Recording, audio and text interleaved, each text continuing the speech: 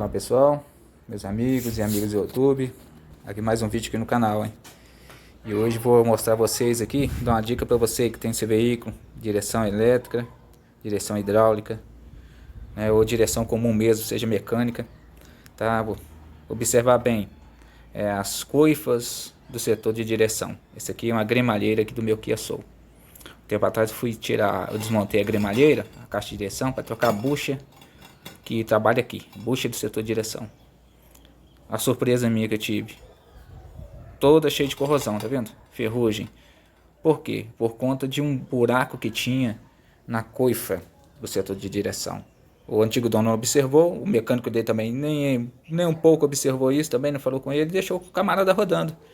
Entrou umidade, entrou poeira, o sinal aqui, corrosão. Não adiantava trocar somente a bucha. Tive que comprar a gremalheira nova.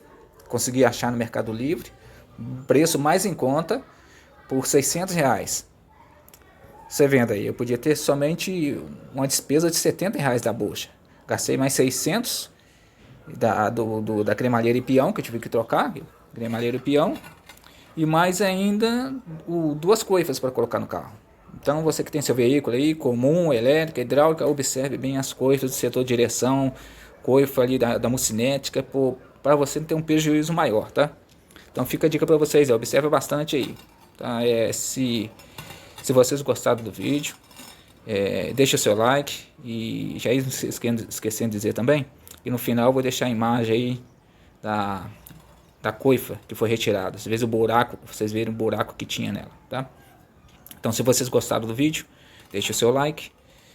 Aos não inscritos, se inscreva no canal, acione o sininho de notificação, que em breve tem mais vídeos aí, tá? Eu vou postar mais alguns serviços que eu estarei fazendo aqui no veículo, tá? Um forte abraço e até o próximo vídeo.